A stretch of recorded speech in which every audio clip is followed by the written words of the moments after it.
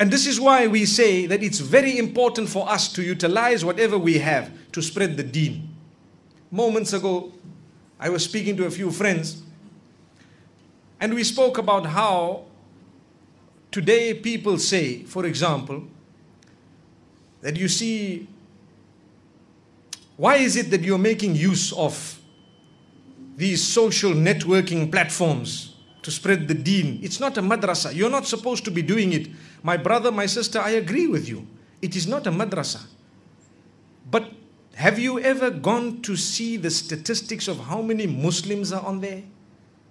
Have you ever seen the Muslim countries, how many people are on there? And they refuse to come for Jumu'ah. They don't go to any madrasa. They don't have any dose of any form of spiritual words besides that which comes on the social media. So we are left with no option but to get up and save them through that. Just like if I were to tell you, my brother, for you to touch a woman who is not related to you is haram. But if she is drowning in the ocean, for you to go and save her is farad, compulsory. And at that time you will not just touch her. You will hold her, you will grip her, you will bring her tight to you and swim ashore.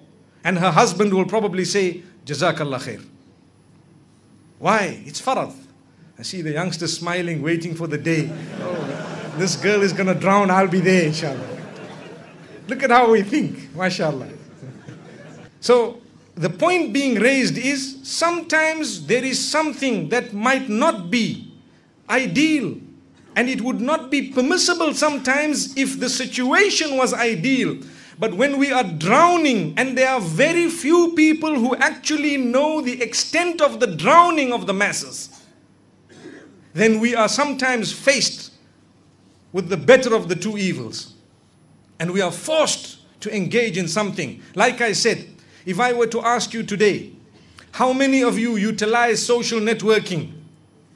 I think if we would have to word the question the other way around, how many of you do not utilize social networking, we'll get very few hands up, very few. One community, I asked them, how many of you do not utilize social networking? Nobody put their hands up. Nobody. Which means, well then, how many of you arrive early for Jumu'ah and learn at least 50 minutes or to an hour of your deen every week, and nobody's hands went up? So now, where do you get your deen from?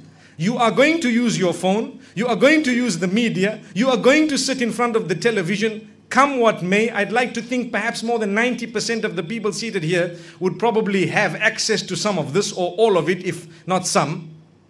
And you will be using the internet and the applications and so on. If there is nothing Islamic on it, because that is your source of education, so where do you get your religion from?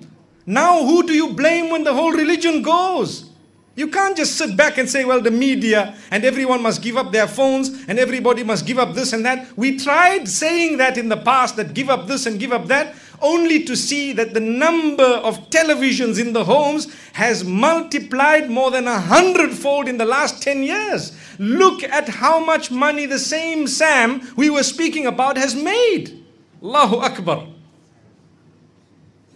May Allah subhanahu wa ta'ala grant us goodness. May He open our eyes. So if we are going to use everything, then it forces people like us to look further and to say, okay brother, we will not use it as a social networking tool, for example, or a television as in creating a movie and so on, and entertaining people just like that, but educating people solely for the pleasure of Allah, to increase their iman, because that is the only outlet that they actually have made use of to this particular day or in this particular time.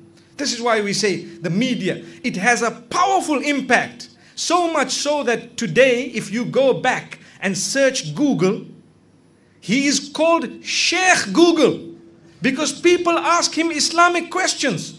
And so many people have said, you know what? Well, if you're not going to tell me, I'll just Google it.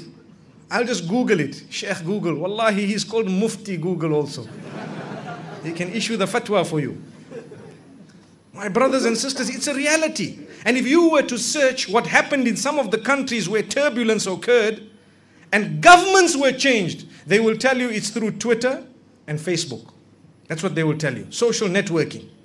If that is the power of the social networking and the media today, and if we have seen in front of our eyes, it has changed the minds of people or made them move, motivated them, given them direction. If we are not going to give Islamic direction through the same media, we have lost the battle.